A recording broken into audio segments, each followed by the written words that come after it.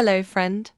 Come in, settle down, and let the night wrap around you like something warm and familiar. You don't have to go anywhere right now. You don't have to do anything at all.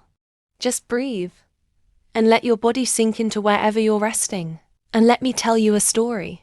It's a quiet one, a slow one, the kind that doesn't rush toward anything, but instead walks gently, the way you'd walk through a field in the early morning, when the dew is still on the grass and the whole world feels unhurried and soft. This is a story about a moment that changed me. Not in a loud way. Not in a way that anyone else would have noticed from the outside. But something shifted inside me that afternoon, the way a door shifts when you finally find the right key.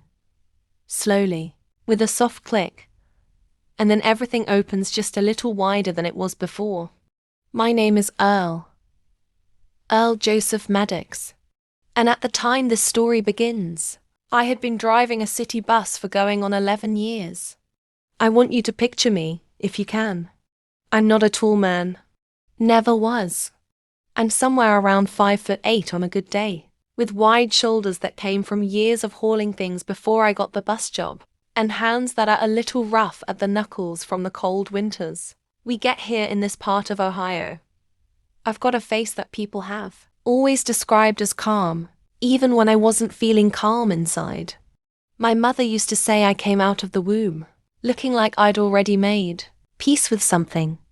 I don't know if that's a compliment or not, but I've carried it with me all the same. I live, and have lived for most of my adult life, in a small city called Milford.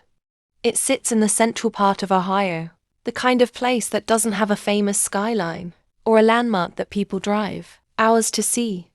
But it has old oak trees that line the downtown streets, and a river that runs quiet and silver along the eastern edge of the city, and neighborhoods where people still wave to each other from their front porches. It's not glamorous, but it's mine. My bus route, Route 14, ran from the west side of town all the way through downtown and out to the east side, where the residential streets got quieter and the houses had bigger yards. The whole route took about 45 minutes each way. I made the loop 6 times a day, 5 days a week, and on Saturdays I sometimes picked up extra shifts if someone called in sick. I knew that route so well I could have driven it with my eyes closed. I knew where the potholes were before the city fixed them, and where they came back after they did. I knew which lights ran long and which ones were quick. I knew the smell of that route, the exhaust near the highway overpass, the bread from the bakery on Chester Avenue, the diesel and old upholstery smell that lived inside, the bus itself, no matter how many times they cleaned it.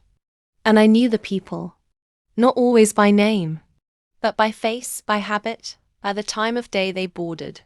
There was the older woman with the blue coat who always got on at Maple Street at 8:15 in the morning and always sat in the third row on the right and always had a crossword puzzle folded under her arm. There was the man who worked at the hospital.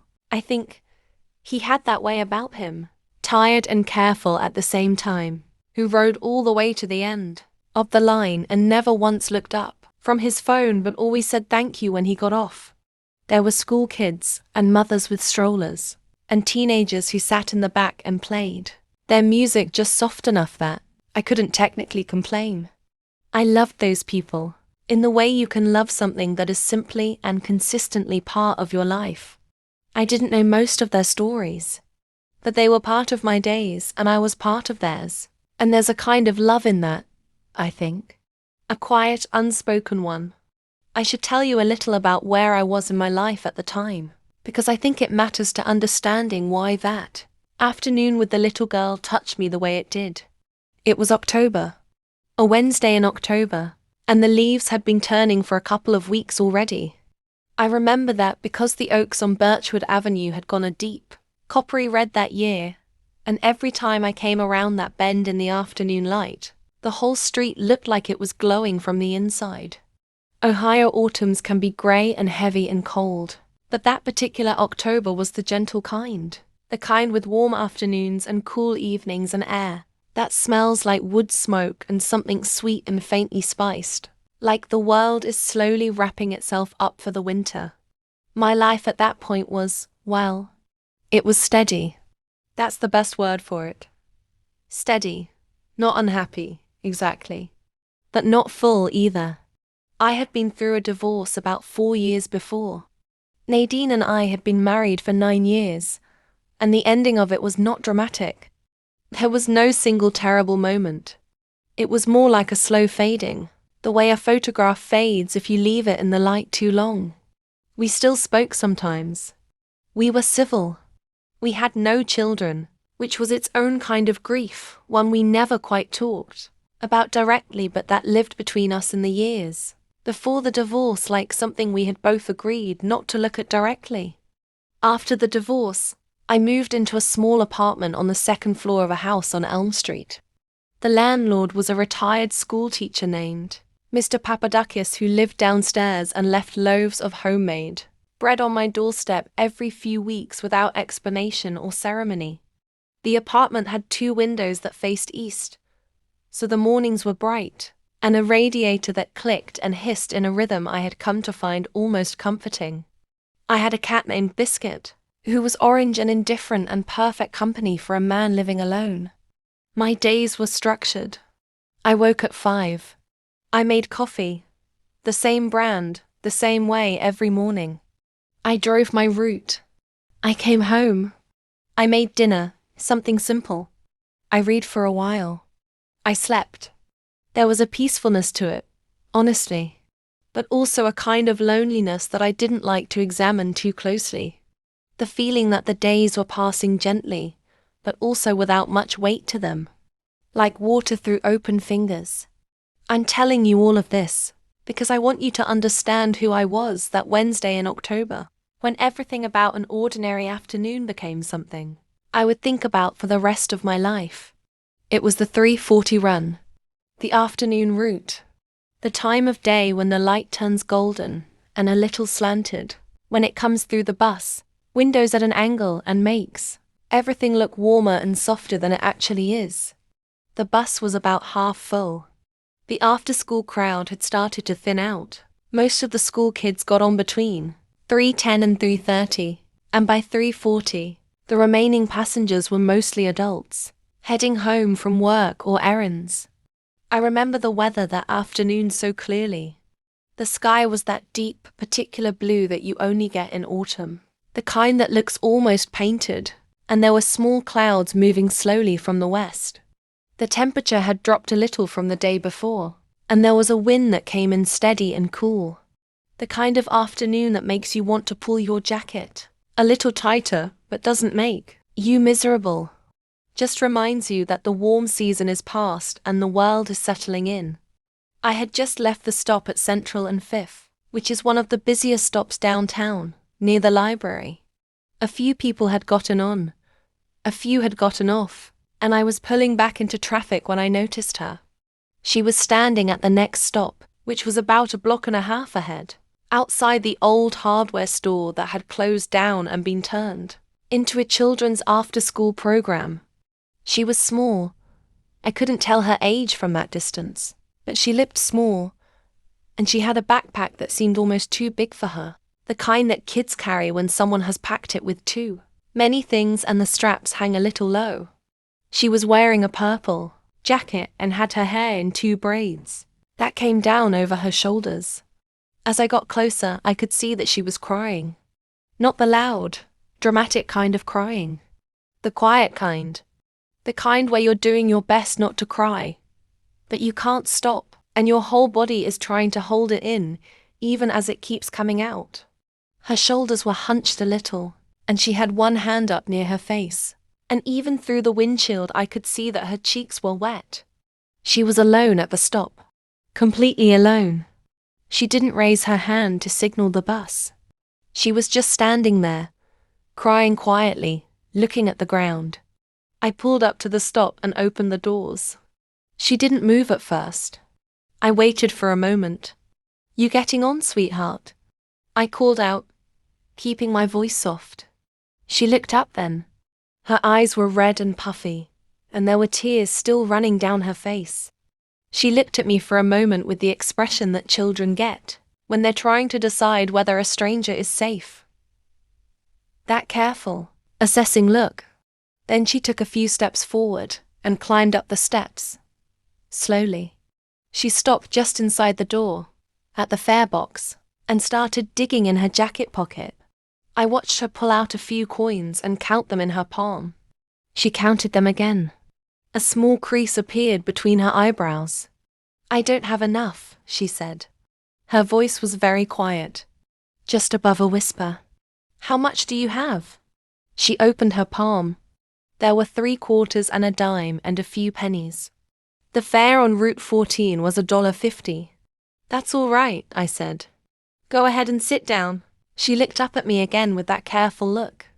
I don't want to steal. I want to pause here and tell you that when she said that, something in my chest tightened in the most tender way. Because here was this child, this small, clearly distressed child, standing on my bus with wet cheeks and a too big backpack, and her first concern was about not wanting to steal. Not about where she was going or what had made her cry or how she was going to get wherever she needed to be. She was worried about the fare.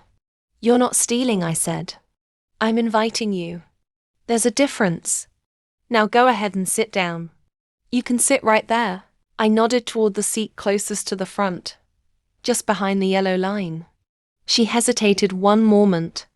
Then she climbed up a little further and sat down in the front seat, her backpack in her lap, her feet barely touching the floor. She was younger than I'd thought from a distance. Maybe 7, maybe 8. Small for her age, or maybe just young. She had very dark brown eyes and a small, serious mouth, and her braids had little purple beads at the ends that matched her jacket. I closed the doors and pulled back into traffic. In the wide mirror above my head, I could see her.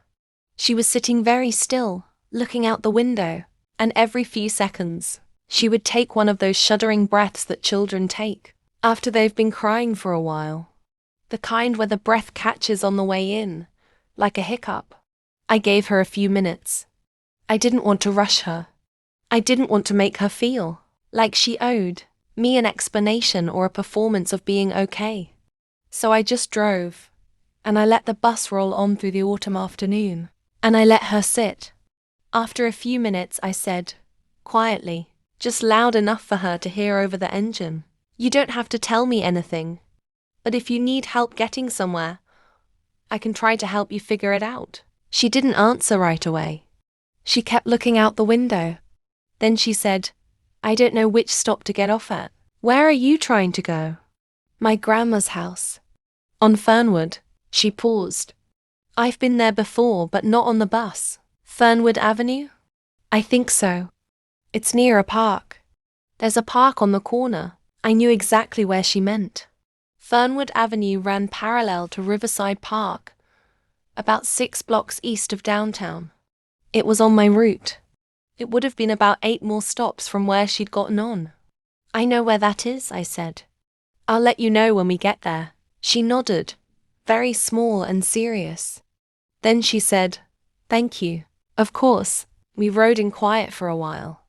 Outside, the afternoon light was doing that thing it does in October, coming in long and gold and soft, and the streets looked beautiful in that light. The old brick buildings and the trees with their red and orange leaves, and the way the shadows fell long and thin across the sidewalks. A beautiful ordinary afternoon. I kept glancing at her in the mirror. She had stopped crying mostly. She was watching out the window with a look on her face that I can only describe as watchful, like she was paying careful attention to everything she saw, storing it away. After another stop or two, she spoke again. "I got lost," she said. "I figured something like that. I was supposed to take a different bus, but I got on the wrong one, and then I got off because I knew it was wrong, but then I didn't know where I was, and I walked for a while, and I couldn't find a phone." She said all of this very matter-of-factly, the way children sometimes do, when they're reporting something frightening that has already passed into a kind of story in their minds. "That sounds scary," I said. She considered this. It was a little scary. But I didn't want to talk to anybody because my mom says not to talk to strangers. Your mom is right, but you're the bus driver, she said, with a logic that seemed entirely sound to her. I smiled. That's true. Bus drivers are a little different. That's what I thought, she said, satisfied. Another stop went by. A few passengers got off. An older man with a newspaper got on, nodded at me, and took a seat in the middle of the bus. Is your grandma expecting you? I asked. Yes. She thinks I'm on the other bus. She's probably waiting on the porch. A pause. She always waits on the porch. We'll get you there, I said. Don't worry. She nodded and went back to watching out the window. I want to tell you something about that stretch of the ride. About what it felt like to be in that bus in that moment.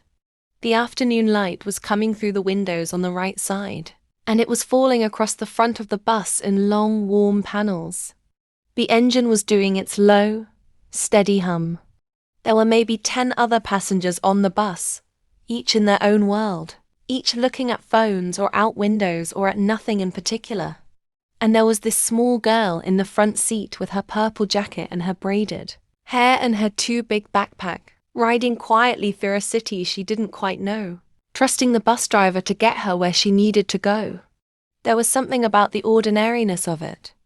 The fact that this was just my job, just my regular Wednesday afternoon route, the same route I drove every day, that made the moment feel almost sacred to me. The way ordinary things sometimes do when you pay close enough attention to them. I thought about my own childhood, briefly, the way you do sometimes when you're with a child. I thought about the feeling of being lost, not literally, but the kind of loss that lives inside you, when things in your life are uncertain, and you're not sure who is going to be steady for you. I have felt that kind of lost as a kid more than once. My father was a difficult man. Not cruel, not violent, but unpredictable in his moods. And there were long stretches of my childhood when I never quite knew which version of him I was going to come home to. I had learned early to be quiet, to read rooms, to make myself small and steady and unobtrusive, to be, in some ways, like a bus driver, present, reliable, neither exciting nor alarming, just there. I had never quite thought about my job that way before. But sitting in that afternoon light, watching this girl in the mirror, it occurred to me that maybe that was the thing I was best suited for. Being present, being steady, being the person who said, "Come on, sit down, it's all right, I know the way." There's something to be said for that. I hadn't always seen it that way, but I saw it then. "What's your name?" the girl asked suddenly. "Earl," I said. She seemed to think about this. "That's an old name." "It is," I agreed. "I was named after my grandfather." "My name is Cora," she said. "After nobody. My mom just liked the name. It's a pretty name." "I know," she said, simply and without any vanity. Just as a fact. I smiled again. Children have this remarkable quality sometimes, of saying things that would sound conceited from an adult, but are just honest from them. Cora knew her name was pretty the way she knew the sky was blue. It was just true. "Cora," I said, "we've got about 4 more stops before yours. Are you warming up okay? You were out in the cold for a while." "I'm okay," she said. Then, my feet hurt a little. From walking. "Yeah. Walking for a while in shoes that aren't quite right will do that." She looked down at her feet. She was wearing sneakers. Bright white ones with a rainbow stripe along the side. "These are my good shoes," she said. "I wore them for picture day." "Today was picture day?" "Yeah, at school." She smoothed the front of her jacket with both hands, a small automatic gesture of pride. "I wore my purple jacket too." And that detail, that she had dressed up for her school, photograph in her purple jacket and her good rainbow, sneakers and her braids with the purple beads, and then gotten lost on the bus on the very same day, struck me as so particularly and beautifully human. We dress up. We try. We make ourselves ready for the moment that is supposed to matter, and then life, as it always does, takes us somewhere we weren't expecting. You look very nice, I told her. Thank you, she said. Very serious. Very dignified. We rode on. The stops came and went. The light outside was shifting now, moving from that warm gold into the cooler, softer tones of late afternoon, the kind of light that makes everything look a little quiet. We passed through downtown, past the library and the old courthouse and the coffee shop on Main Street, where I sometimes stopped after my shift. And then we moved into the residential streets on the east side where the houses got larger and the yards had old trees that had been there for decades, their roots lifting the sidewalks gently in places, their branches making a canopy over the street. Is this near it? Cora asked, sitting up straighter. Almost. 2 more stops. She nodded and pressed her nose almost to the glass, watching carefully. I watched her in the mirror. She had her small hand pressed flat against the window, and she was moving her lips slightly, the way people sometimes do when they're concentrating very hard. There's a park, she said suddenly, excited. There's the park. That's Riverside Park. That means your stop is next. She stood up immediately, backpack in both arms, ready. The bus hadn't stopped yet. Just wait until we're at the stop, I said gently. She sat back down but stayed perched at the edge of the seat, every part of her alert and pointed forward. I pulled up to the stop on Fernwood and opened the doors. Cora was up and at the top of the steps almost before I'd finished stopping. This is it? She asked, looking out. This is Fernwood Avenue, I said. Now, which way is your grandma's house? Do you know the address? She scrunched up her face. It's the house with the red door. On the side with the park. I looked out. We were on the east side of Fernwood, which was the park side. Okay, so you want to walk south that way? I pointed. Do you know which direction the house is from here? She looked up the street and then down it, thinking. That way, she said, pointing south. I think. There's a big tree in front. All right. Do you feel okay to go on your own? Or do you want me to call someone? She thought about this seriously. I can go. It's not far, I don't think. Okay. You walk until you find the red door. If you can't find it, you come back and wait here and someone will come by. All right? She nodded, very solemn. Then she looked at me.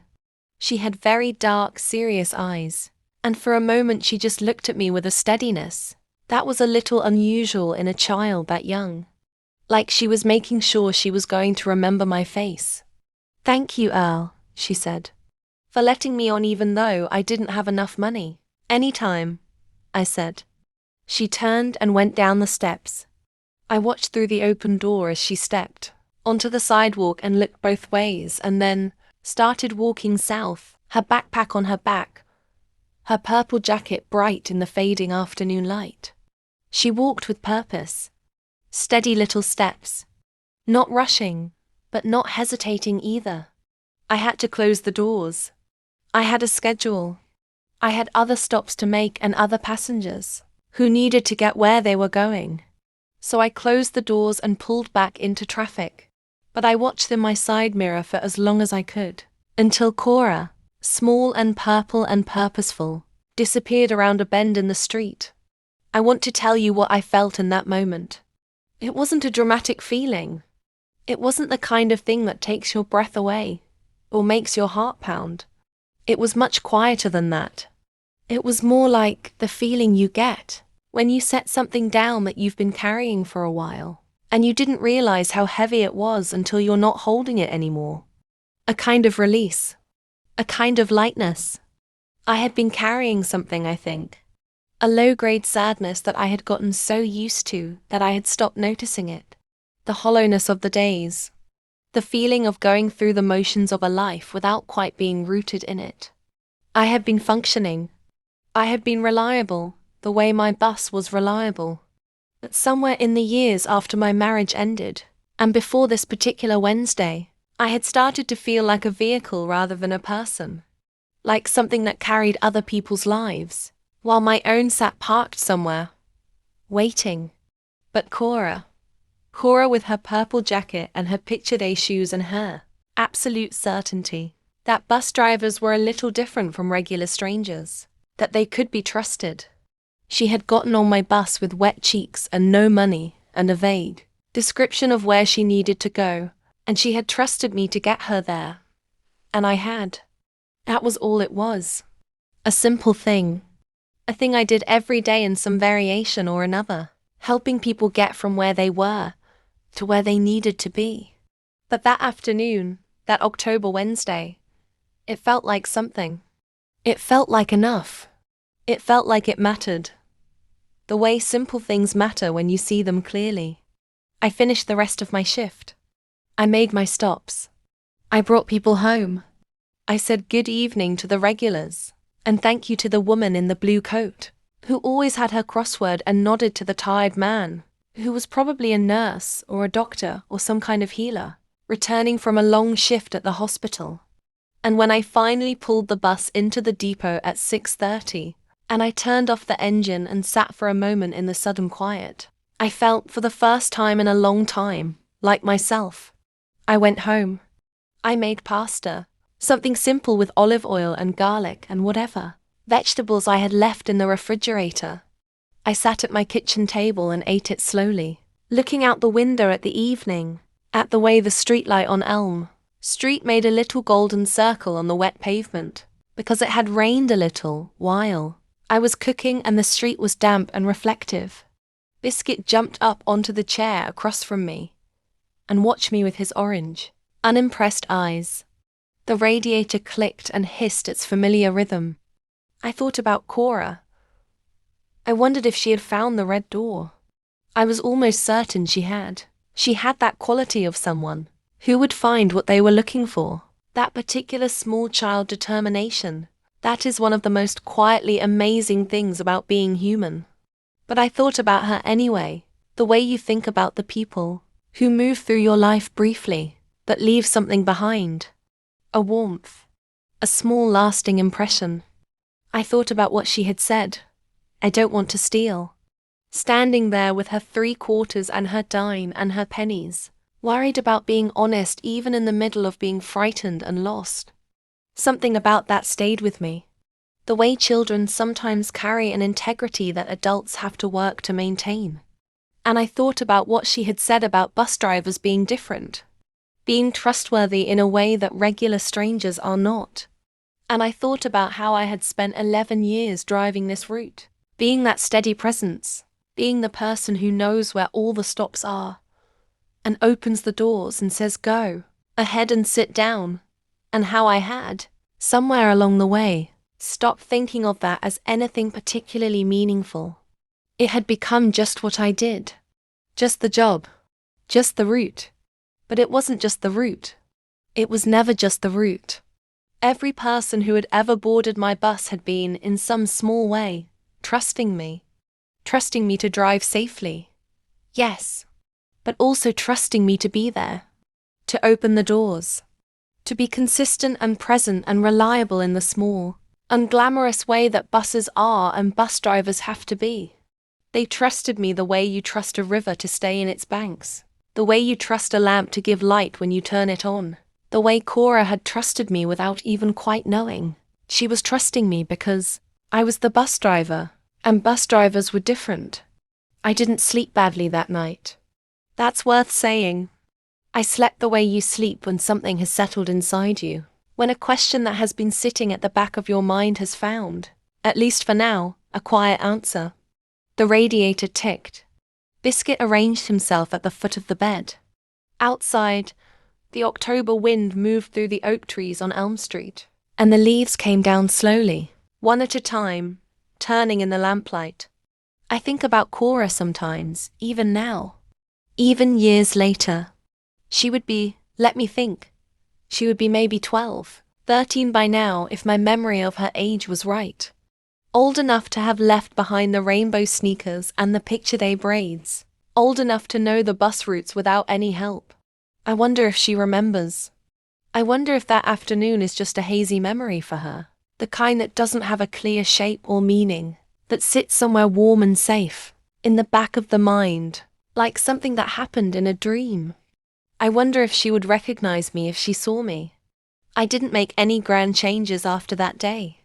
I want to be clear about that, because I think we sometimes expect that these small turning points in our lives should produce grand changes, and when they don't, we wonder if the moment meant anything at all. But that's not how it works, usually. That's not how it worked for me. What changed was smaller than that, more internal, more like the slow shifting of light as the seasons change, imperceptible from day to day, but undeniable when you look back over months. I started paying more attention to the people on my bus, not in an intrusive way, not in a way that I announced or made dramatic, just more attention. The way you look more carefully at a painting after someone has told you something about it, and suddenly, you see what you were looking at all along. I noticed more. The tired eyes of the man I thought might be a nurse. The crossword puzzle of the woman in the blue coat, the way her pen moved across it with such confident speed. The teenagers in the back who played their music just soft enough. They were shy, I realized. Not sullen. Shy, and doing that thing teenagers do, which is trying to take up the right amount of space, when they haven't yet figured out how much space they deserve. I started saying good morning and good evening with a little more warmth. Nothing excessive, nothing that would startle anyone.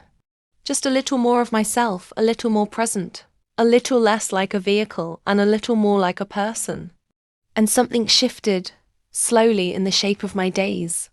They stopped feeling like water through fingers. They started feeling like something I was actually holding.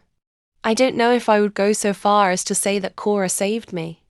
That would be too big a word for what happened. She didn't save me, but she reminded me of something I had forgotten. She reminded me that the work of being present for other people, even in small ways, even in ways that seem unremarkable, even in the everyday, ordinary, unhurried work of opening doors and knowing the stops and saying, "Come on, sit down, it's all right, I know the way," that work is real. It matters. It is enough. She reminded me that being steady is not the same as being empty. And she reminded me that sometimes the most important moments of your life are the ones that look, from the outside, like nothing much at all. An autumn afternoon. A child at a bus stop, crying quietly. A bus driver who waved her on without making her pay. A few months later, I started volunteering on Saturday mornings at the after-school program that had taken over the old hardware store near the Central and Fifth stop. I tutored kids in reading, mostly. Nothing dramatic, just sitting with them and going through their books, patiently, page by page. I wasn't a teacher. I wasn't trained in anything particular. But I was steady. I was present. I knew how to wait while someone figured out a hard word. I knew how to say yes. That's right. Keep going without making too big a deal of it. I thought of Cora during those sessions sometimes. The way she had sat in the front seat of the bus, serious and watchful and perfectly willing to be helped without being embarrassed about needing help. There is a grace in that, in accepting help with dignity, in trusting that the person who offers it means well and will follow through. I'm older now. The route is the same.